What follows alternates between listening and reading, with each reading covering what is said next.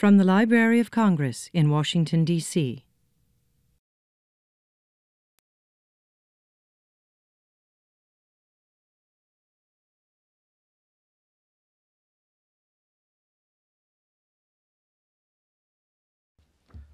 Good evening, everybody. My name is David Plylar. I'm a music specialist at the Library of Congress, and it's my pleasure to speak with you this evening, primarily about Schumann, and in particular a work that we don't get to hear too often. I know it'll be a wonderful treat for me to be able to hear this tonight by pianists like Richard Good. So I know that you're all in for a treat, not only with the solo piano work, the Humoreske, but also the second piano trio of Schumann and the second piano quartet of Brahms. But we will focus mostly on the solo piano piece and some interesting ways in which it interfaces with Brahms in particular, not necessarily the piece that we're going to hear tonight, but the young Brahms who came to know Schumann through his early piano music. One thing to note about Schumann is that he tended to work in spurts on particular types of genres. So the 1830s were primarily focused on the writing for piano, solo piano. In fact, the first 23 published opuses are solo piano music. And then we shift into lieder, art song. In fact, in 1840, he writes over half of his lieder output, some 140-ish songs in 1 year, 13 months or so. And then he moves on to chamber music and whatnot in 1842, especially in 1847, and tries his hand at other larger works like symphonic works and opera and things like that. Some of those things went well for him, some did not. But firstly, I just want to check and see how many of you know the Humoreske, and I'm just going to call it Humoreske from just to anglify it here. But so several people, but maybe not a lot of people in the audience are really familiar with this work. And I think that's a shame because it's a real gem. And I think there are certain reasons why it is not as well known as one would like it to be. And I'll talk about a few of those now, but in the course of this talk. But first I wanted to read to you just a little bit of what kind of criticism was being written about Schumann's work at the time while he was alive. And this comes from 1844, I believe, in a translation by Susan Gillespie of Karl Kosmali. And he has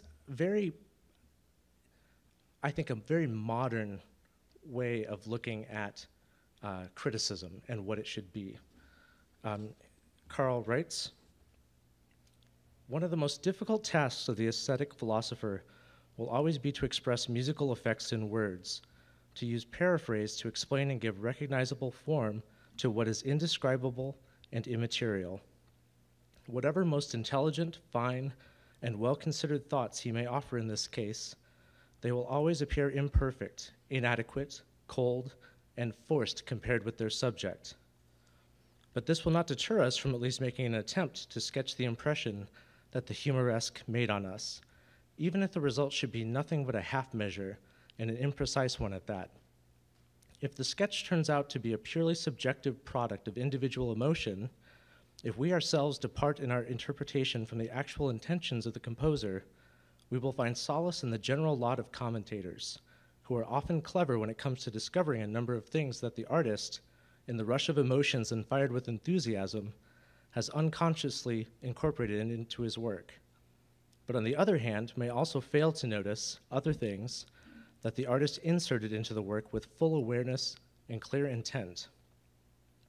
In addition, it is quite conceivable that there could be several different interpretations of the same work, each one eminently sensible, appropriate, intelligent, and capable, as it were, of opening some new door to understanding and providing the key to hitherto hidden secrets of the spirit."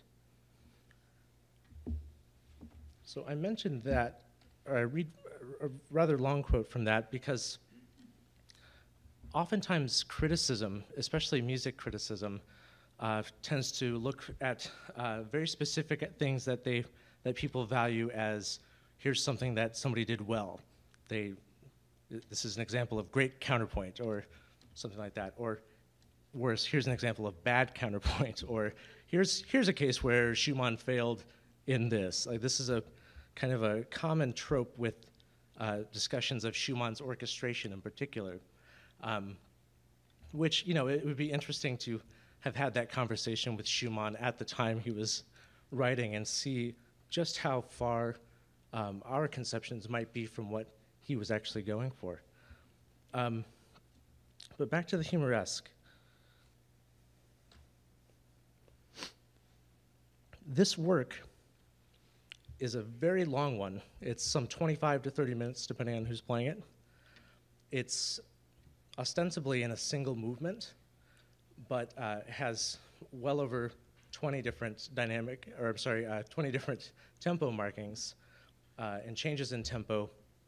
And that's not counting the types of gradual changes that you get with the Celerandi and retards and things like that.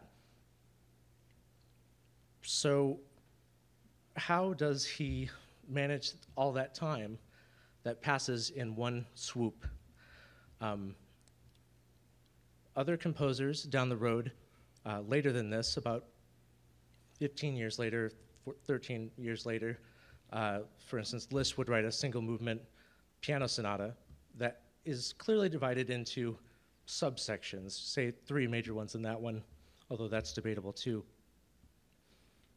But in the case, I apologize, I'm a little bit dry in the mouth. In the case of the Humoresque, we have so many different divisions that it runs the risk of being just a hodgepodge of ideas that are just kind of presented willy-nilly. So how is it that Schumann manages this? One of the things that he does is he uses what I'm calling musical landmarks.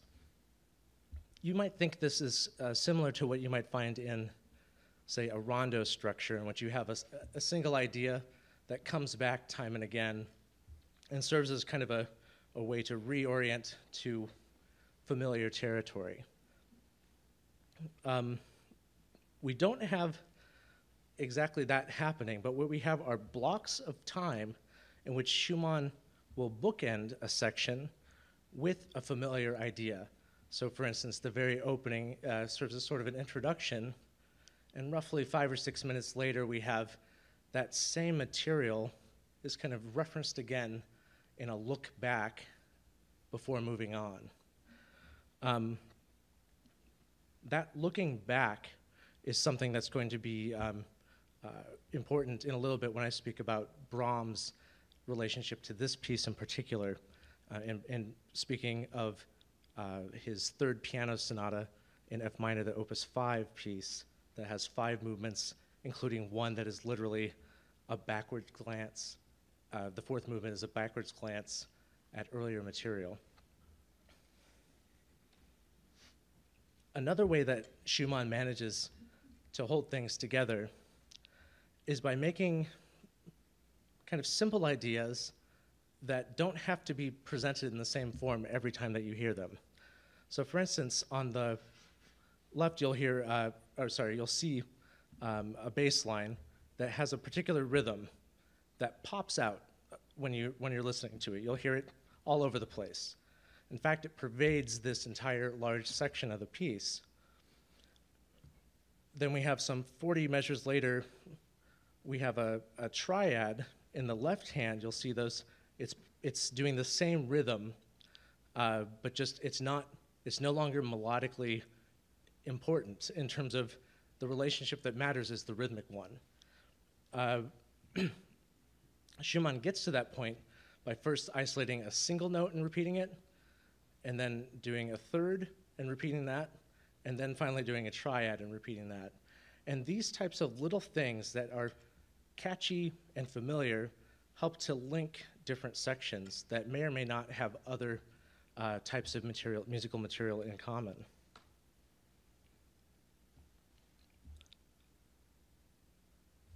just to start getting into the relationship between Brahms and Schumann in this particular piece, I wanted to point out what I see as a clear relationship between the type of a gesture that Schumann would do. Again, this is in 1839, versus what Brahms would do in, say, 1853, when he's still young and trying to impress Schumann. A good way to do that is to write like your mentor. Just to illustrate this example, let's hear track 2 starting at 426. And this should be the example that you see on the left.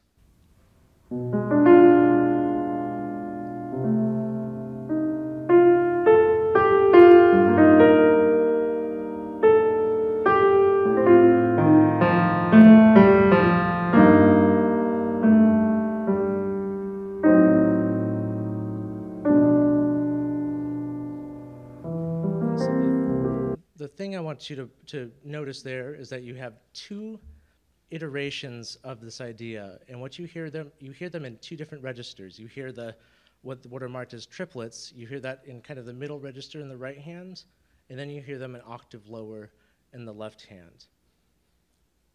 Jumping up about 14 years to Brahms' 3rd piano sonata, let's listen to track 13, 121.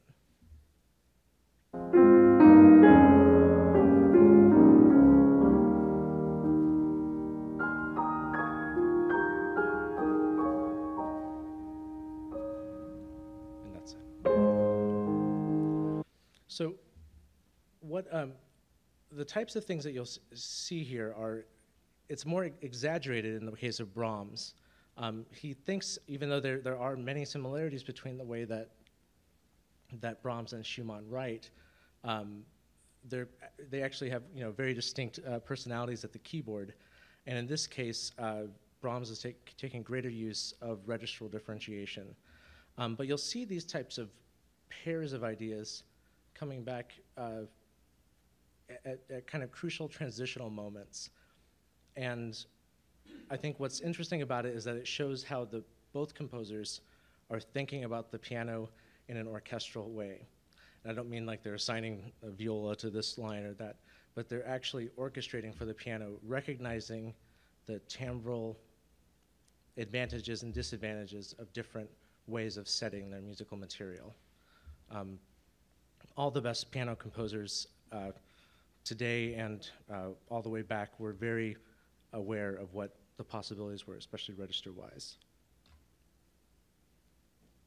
One other kind of point of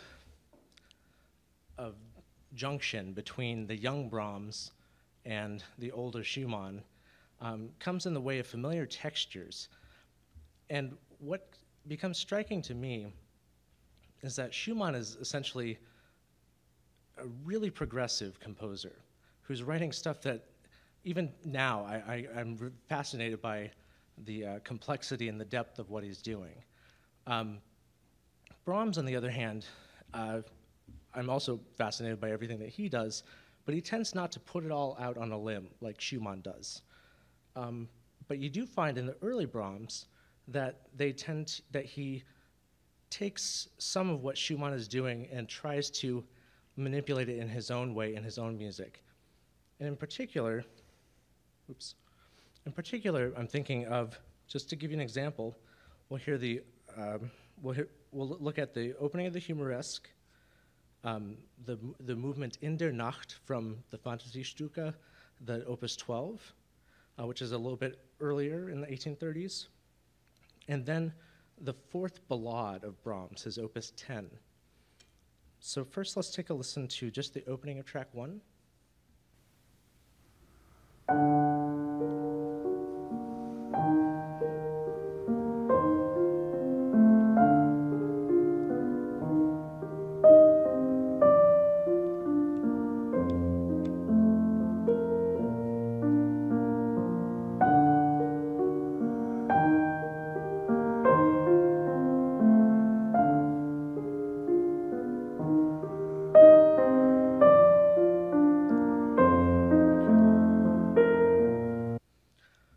this kind of material, there we hear it in a very slow fashion, but basically featuring broken arpeggios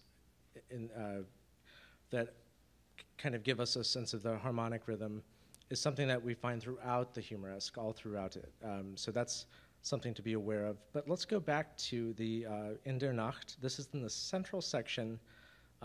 This is, sorry, track 14.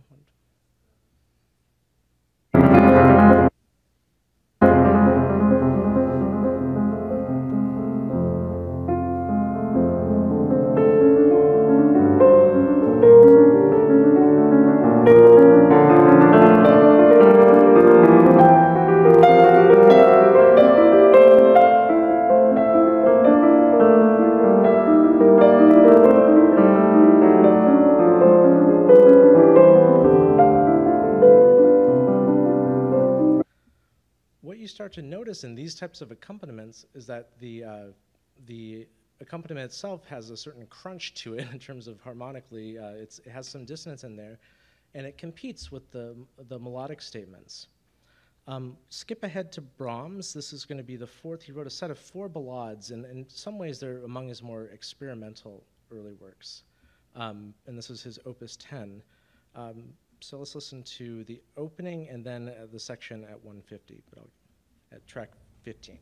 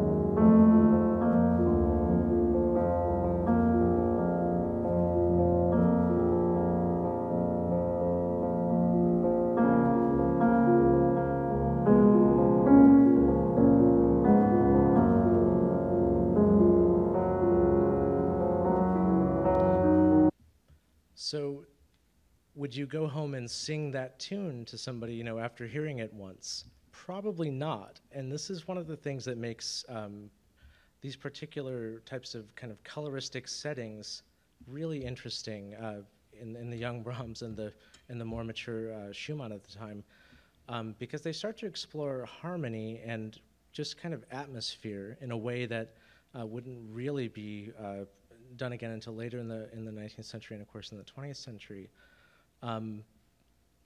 It's not at the expense of melodic material. It's just that it seems to be subsumed, often with the conceit of some contrapuntal types of activity going on, especially in terms of canonic activity or just imitative gestures in general. So that's what I mean by familiar textures in terms of this period of 1839 Schumann and early 1850s Brahms. Now we get to a very interesting subject for tonight that has to do with several of the pieces on the program. We often talk about quotation in music, and we seem to know what we're talking about, but there's speculation as to whether or not things that we identify as quotations would have been perceived as such back in the time. One of the more famous ones that a really great speaker that we had, a scholar, Schumann and Mendelssohn scholar, Larry Todd spoke or has written about, is the allusion to An die ferne Geliebte in the Schumann Fantasy.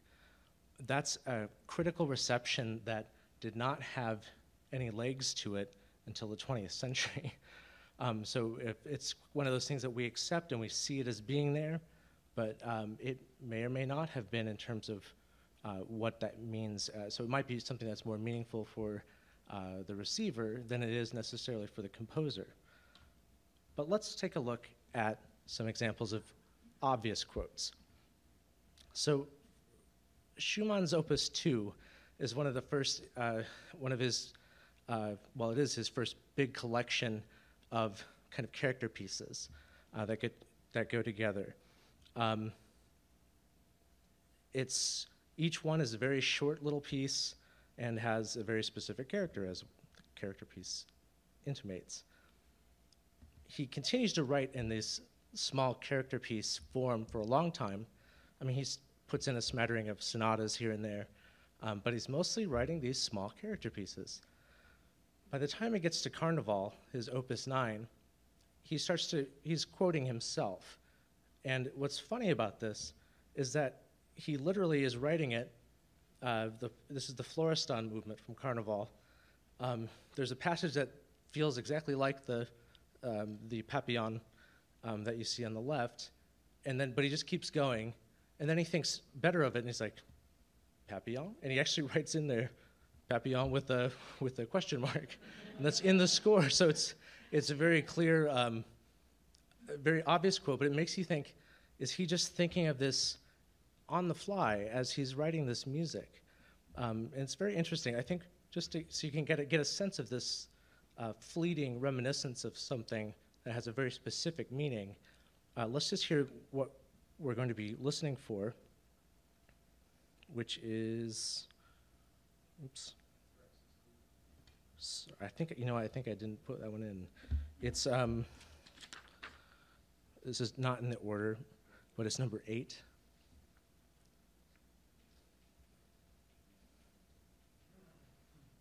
Just the opening. Yeah. Can you start it over?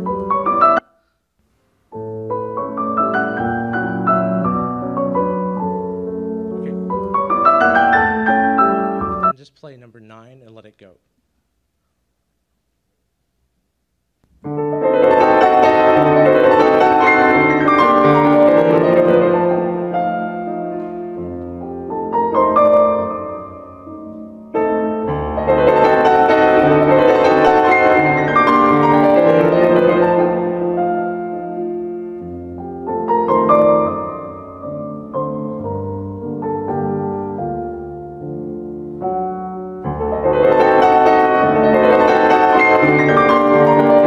So you literally have a change in, it's not just a quote within the context, it's a literal change of tempo, change of everything, just to make this reference very clear.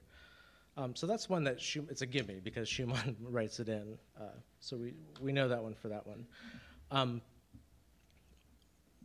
For the next one, this is one that's a generally accepted one as a quote in the piano trio that you're going to hear tonight. In the first movement, kind of once you get to the second major area, you hear something that sounds like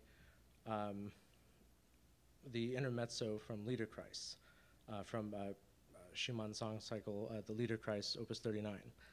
I neglected to bring an example of the song, unfortunately, but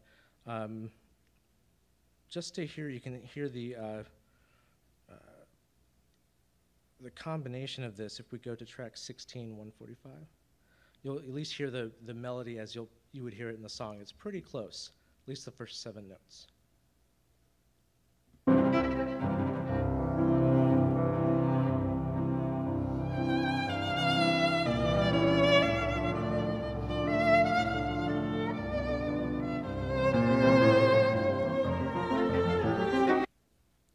And then we have imitation going on. This is a contrapuntally active piece, Schumann's.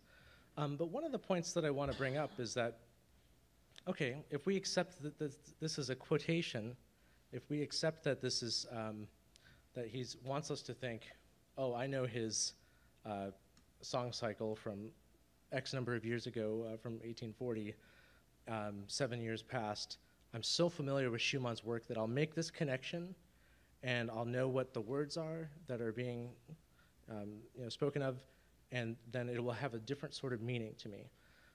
That's one way to look at it. The other question is, how much of the referent do you take?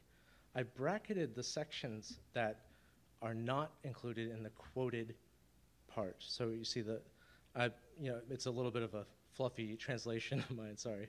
But the I hold and, in the depths of my heart, that component is bracketed because it's not actually quoted. But you don't need to quote an entire symphony to reference a symphony, right? But the question is then, does it extend to the song itself? Does it extend just to the phrase? Does it extend to the cycle? Where does it stop? And what is actually meaningful about it? I don't know the answer to that, but that's the kind of question that I like to ask whenever there's a quotation, especially one that feels, sometimes we feel ones that might be frivolous, or somebody's just hearing something and trying to, make us hear it that way.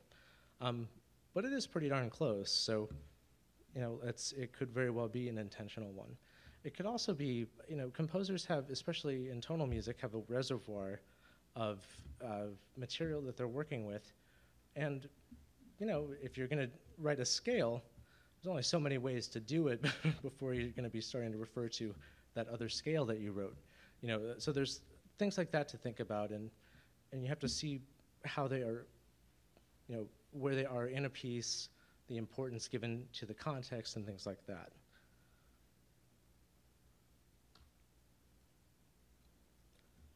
One thing that I'm going to give you an example of a speculative quote. Schumann wrote the Humoreske while he was in Vienna, and he had two other pieces that he wrote at around the same time, one of which is the Arabesque. And there's this moment towards the end of the Humoreske where he starts to move into a different material that we haven't heard before. And let's listen to that. This is track 635.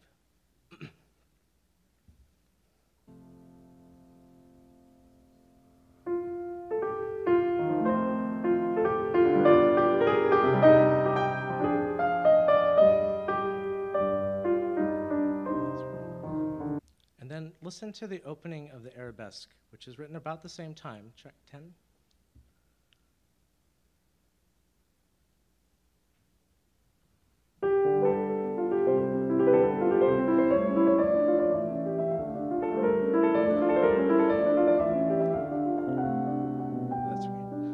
So if you were to compare those, I didn't engrave these ones for you, but if you were to compare them side by side, you would see certain traits that they share, especially the little grace notes and the ornaments and things like that, but they don't look exactly the same. It's rather the affect that they create it seems to be part of the same world.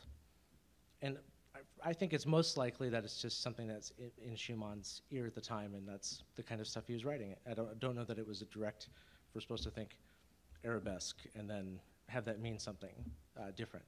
But it does conjure up that other world, which might incite us to go and actually listen to that other piece, which is nice if we happen to know it. That's the other problem. You have to know these pieces if you're going to get the references. Then we get to a very special moment in the Humoreske that most people aren't aware of unless you look at the music. And this is where Schumann actually puts in hidden messages. Everybody, or a lot of people, know the stories about Carnival with the sphinxes where they're written out spellings of initials of names and things like that. That's one type of thing, but what Schumann does in the Humoreske is he actually writes out a melody that you're not supposed to hear, or rather that you're supposed to be imagining as an inner voice. And what we see is this is the second section called hastig, which basically means hastily. That part that says innere Stimme, that just basically means inner voice. You can't play it, and it keeps going for, I think, 24 measures or something like that. So your right hand plays the top part, and your left hand plays the bottom staff, and there's some sort of psychological process going on in which you're imagining that middle line. Sometimes you have certain things do come through, and you do hear some things, actually, because they're articulated. You also might be tricking yourself into hearing it, but this is what is often called music for the eye. So let's just hear what this sounds like. just the opening of track 2.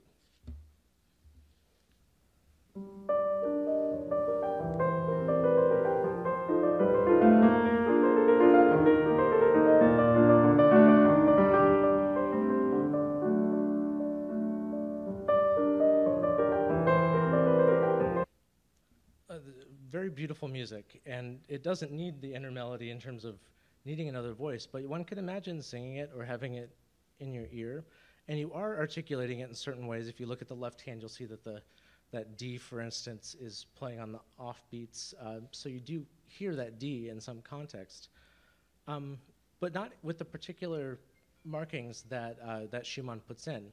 He actually even has crescendi and things like that with this voice that you're not supposed to hear. He has accents on a couple of the notes. So it's a very strange concept, and kind of comes to this idea of why do we call this a humoresque? Why would he call it this? Is it because he thought it was very humorous and whatnot? It's actually it has a lot of depth, this piece, and a lot of angst in it. But it does have moments of humor, and I think that humor is a type of musical irony, in that it sets up certain types of expectations and then flips them on their head, so that we have juxtaposed things that we wouldn't normally put together. And then he plays these sort of poetic tricks. I mean, he was also a very talented writer, and so he has these sorts of equivalents in a musical sense that he puts here. And this would be the same as like having when you're reading a poem and it's in a shape of something. If you're being read this poem and it's in the shape of a heart or something banal like that, you're not going to know that it's in the shape of a heart unless you're looking at it as you're reading it. And that's the kind of analogous thing that Schumann is doing here. Then he flips it, and I don't know how many people comment on this, but what's interesting is there's this really beautiful moment of repose that comes a bit later in this section, where what you see doesn't tell you very much, but what you hear is related to the bass line of what we just heard. So let's give this a listen. 246 of track 2.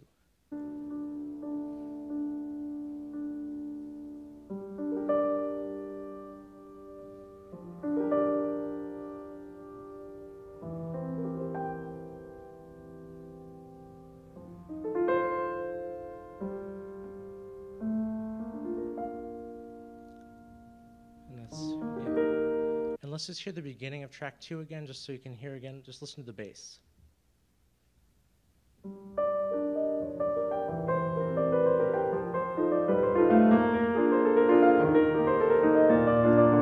So what's kind of popping out is something that's going to be clear to somebody if they follow the pedaling directions, which is not always going to be the case with pianists, and if they're really thinking about how this is related to other parts of the piece. So it really requires a very thoughtful pianist to be able to pull this kind of a work off, because you have to have the visual things happening and also the aural things happening. That sounds like a pretty empty statement, because pianists all should be doing that all the time, right? But at the same time, there's a care with which he does this that I think is quite fascinating.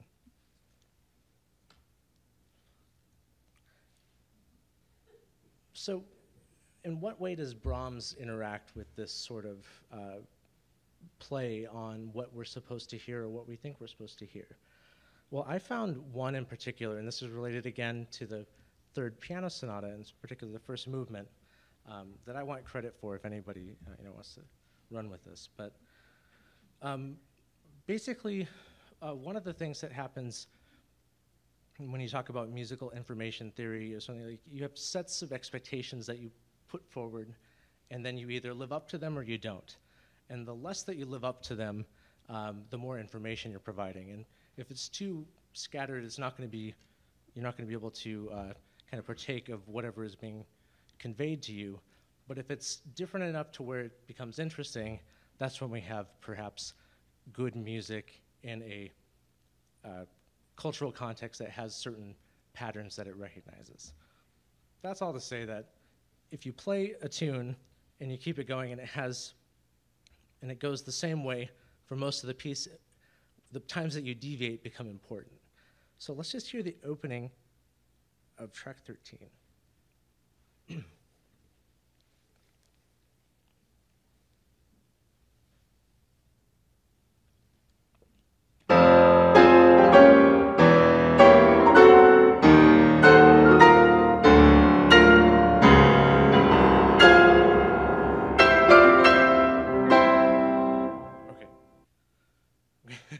So everybody's awake now. So one of the things that he then moves immediately into a second area that has a triplet pattern that keeps getting repeated. But what we hear here is this very clear bum ba da dum, and it's that dum, the second one, that is very important and accented, as you can see, and that plays a big role in the entire movement of this really great piece. Gradually, Brahms plays a trick that composers do where they will slow something down, maybe extend things a bit, augment the durations so that it has the same basic sound to it, but it feels like it naturally fits. And what Brahms does is he eventually slows down to the point where you expect to hear that dum da da dum, that last part, and potentially you might be filling it in your head, even though it's not there. And so I'll show you what I mean. A little bit later in the piece, we start to have this kind of a offbeat thing in the right hand, and we have an idea of that motive in the left hand that's just partial. And I swear that you start to hear the resolution of this idea. So see what you think. This is track 13, 713.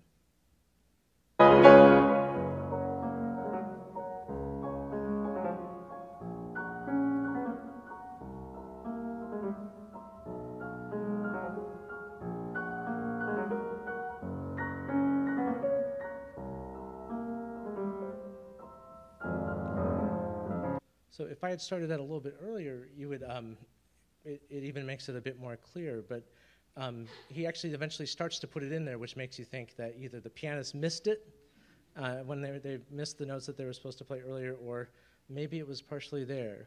And so this is, I feel, I have no way to prove this, but I think it's a case in which Brahms is playing with this idea of expectation in what you're supposed to hear and what you actually hear. And I think that he learns that from Schumann.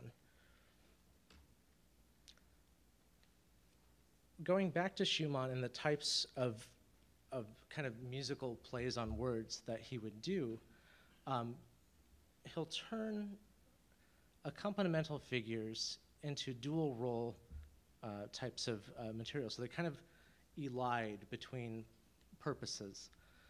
So in this section, which is should be marked Innig, and it's kind of an intimate section, you'll see those little dotted bracket parts are kind of secondary ideas, just kind of inner accompanimental ideas, but they occasionally line up with the melodic ideas. And this is kind of a way that he threads things together very craftily. And so you just see what you think. This is track 4.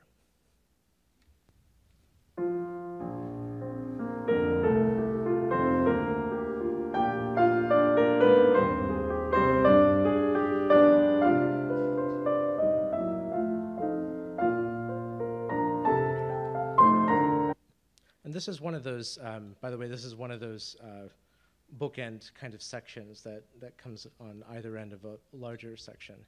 But what you see, especially towards the end, where you have that rising scale that turns into, it's just continuing the scale, but it turns into a melodic scale as opposed to just an accompanimental one.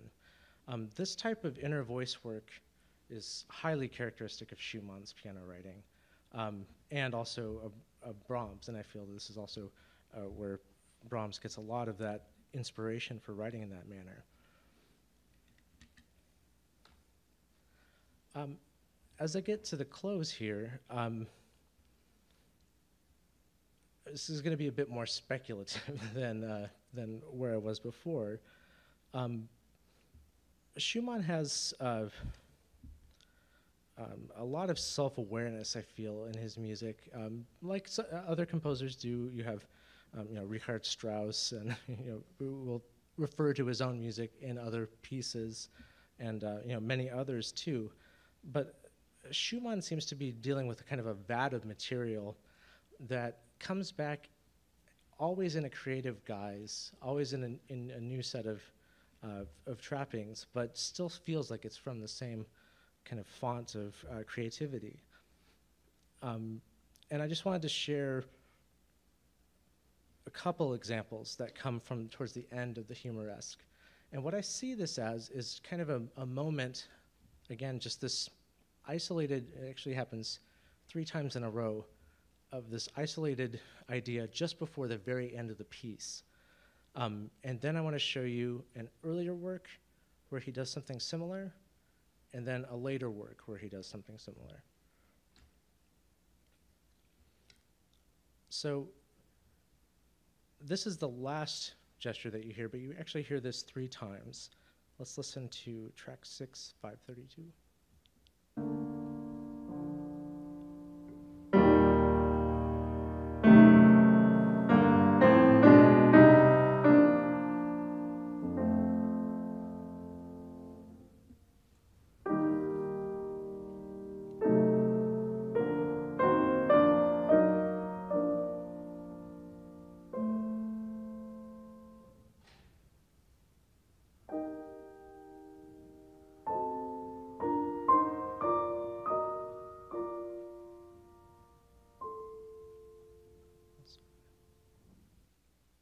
And then there's this just wonderful, very brief, fast coda that ends the piece. But I'm not going to show you that. You'll get to hear that in a little bit.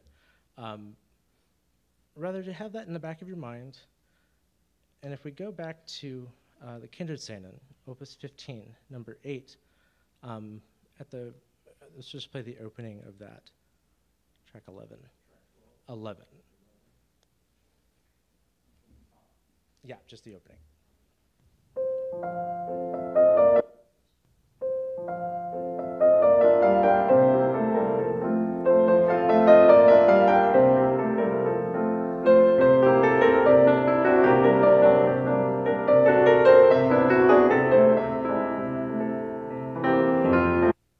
Okay, so that's a much faster setting of a material.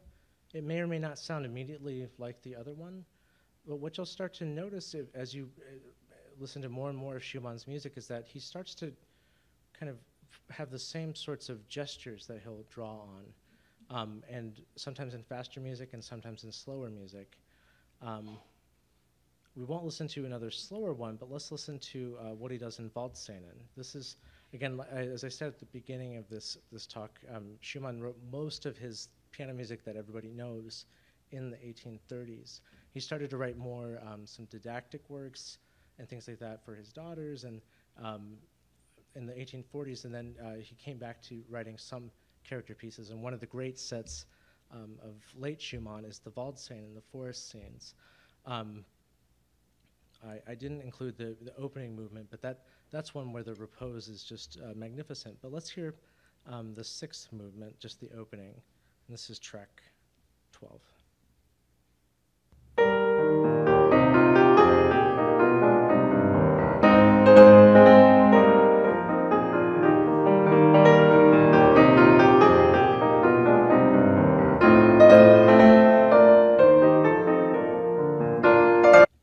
So what you might notice in all of these things is a rising scale followed by a descending one. Sometimes they're at the same pitch levels, sometimes they're not. But it's all kind of a gestural contour, pot of contour, I guess, that Schumann would draw from in writing a lot of this often joyful and very thoughtful, reflective kinds of music. I think that when you're listening to all the pieces, and then the trio that also not many people know, the F major trio, Opus 80 is a magnificent piece, and I think you're going to really enjoy that. If you haven't heard that before, that's also a great piece. I just don't have time to really go into it. The Humoresque you're going to enjoy if you haven't heard it before. There are lots of melodies that might seem familiar to you if you haven't heard the piece. Again, I think because of this sort of communal thematic pot from which Schumann draws. And of course, the Brahms quartet is a very important work for Brahms because it signifies, in many ways, a part of his maturity, written about back to back with the first piano quartet, the G minor, after Schumann's gone. But we have Brahms coming of age. I think it's interesting, and I would encourage you to go back and listen to early Brahms and some of these Schumann cycles, just to see how they're kind of feeding off of each other, or rather, how Brahms is feeding off of Schumann, but in a very positive way. So in particular, the Opus 10 ballades. Also, the Opus 1, 2, and 4, and 5. The Opus 1 and 2 and 5 are piano sonatas, and Opus 4 is a scherzo. And these are really, you can really find the Schumann in these early Brahms works, and they're really rewarding. So thanks so much, and if you have any questions that I could try to answer, I'd be happy to.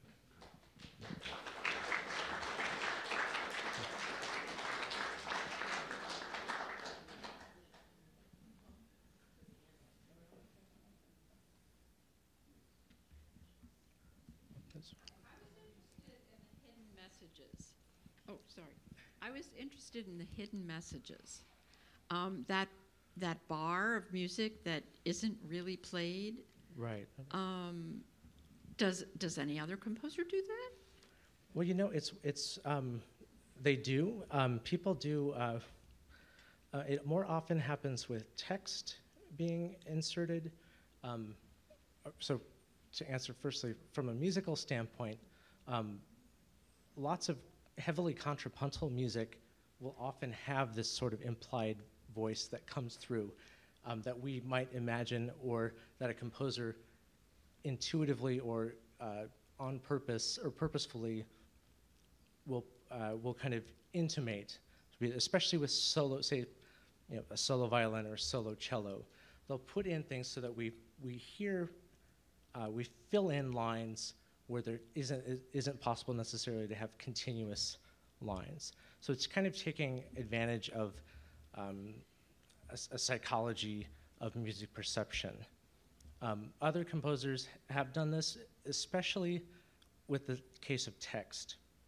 And what I mean by that is that one of the most clear ones would be with sacred music, when composers will put in, say, biblical quotes or something like that are not included, they're not articulated in any way. Perhaps it's instrumental work. Liszt does this all the time. Brahms does this in the second piano sonata. He puts the words to a song above the second movement. But the song is not heard. But we don't hear the song. We don't. You hear some of the melody, and the player sees it. But the person listening, unless they're looking over the shoulder of the performer, no. isn't aware of it. And so I call this unuttered text, and it's kind of there's a lot of that going on, and it can be very interesting because what it implies is that there's more to a relationship with the work of art than just passively taking it in. You can actively kind of contribute to your experience by working with the score or however else. Thank you very much. Sure.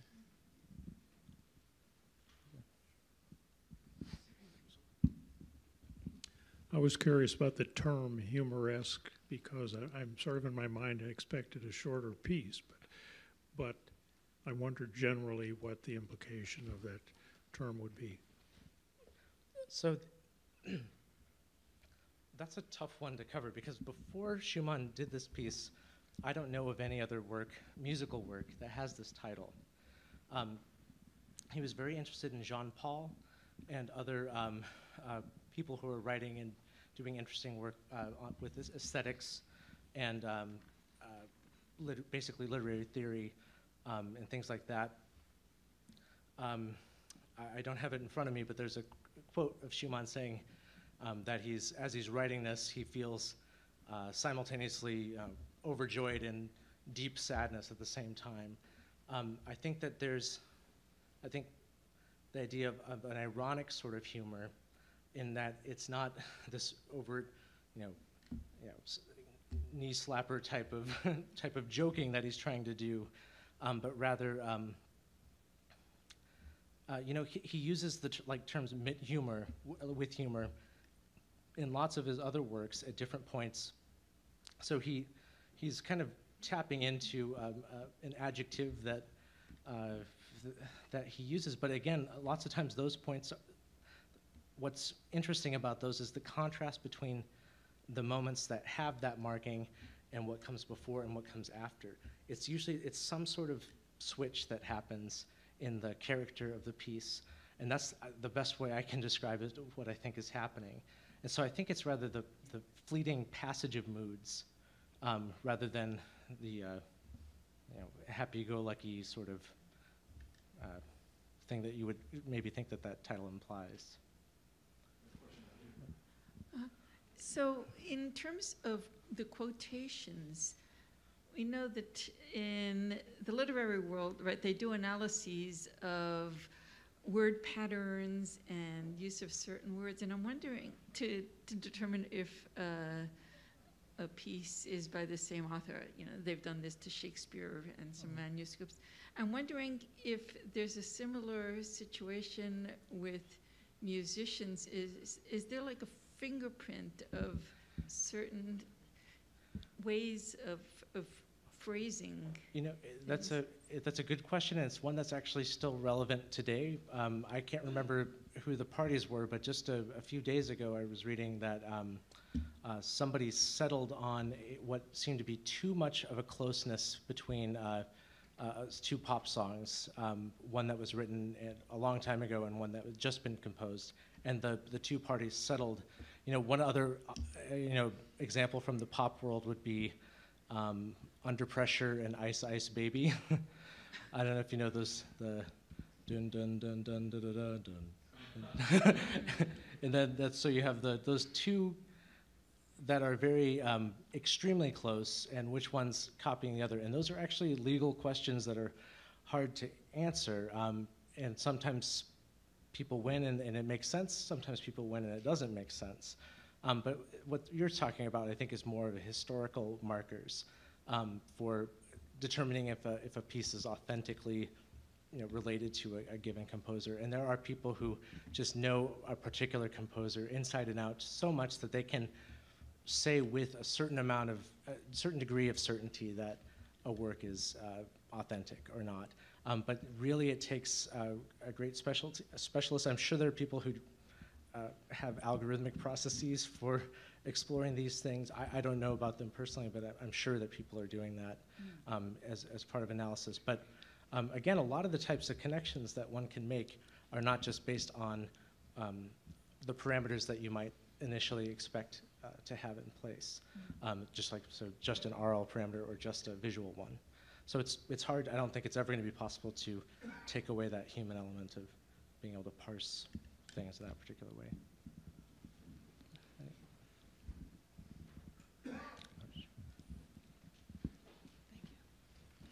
Speaking of hidden messages, there are oftentimes in music words actually spelled out, like Dmitri Shostakovich with the D, E flat, and so on, and the same is true for Bach.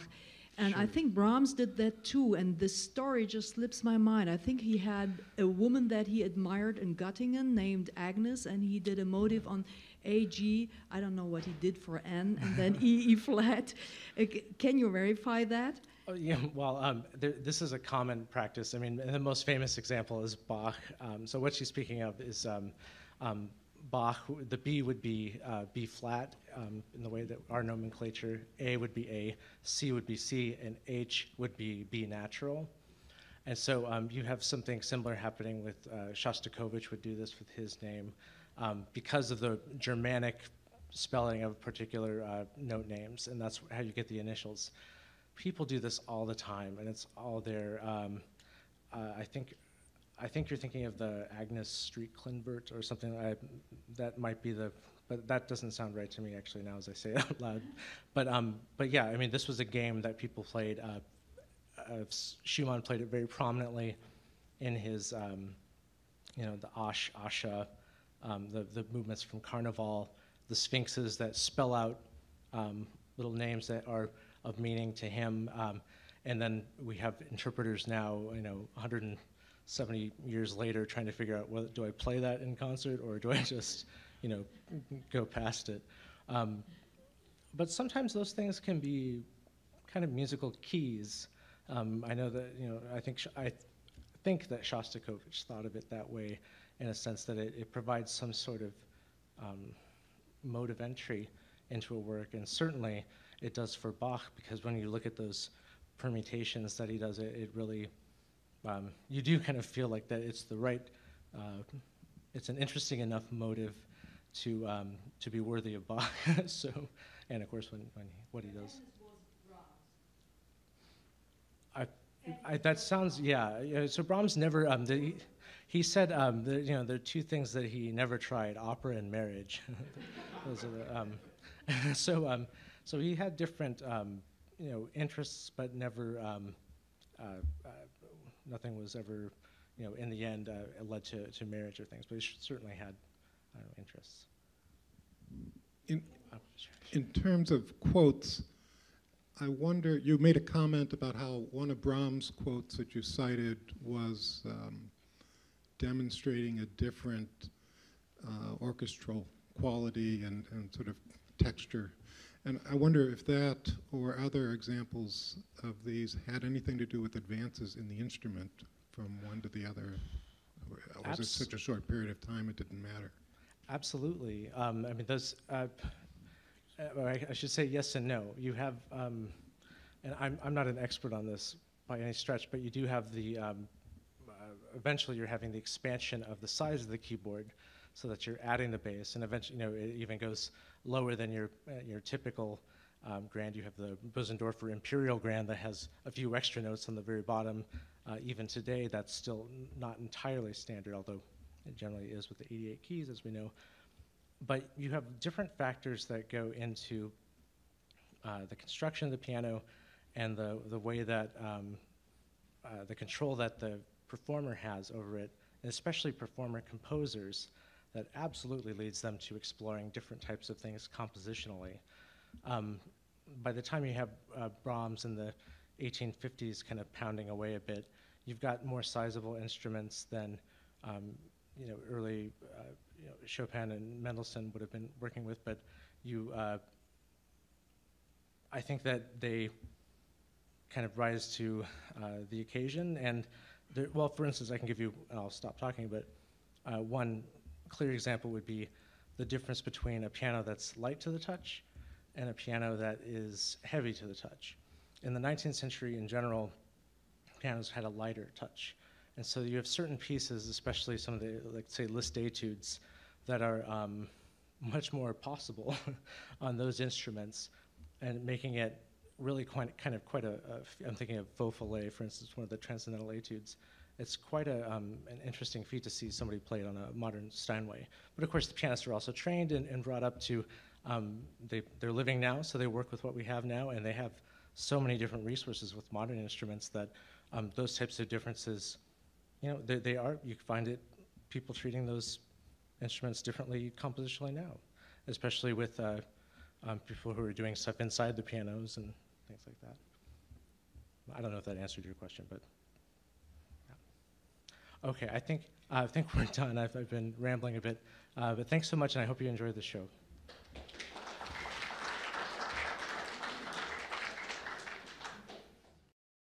This has been a presentation of the Library of Congress. Visit us at loc.gov.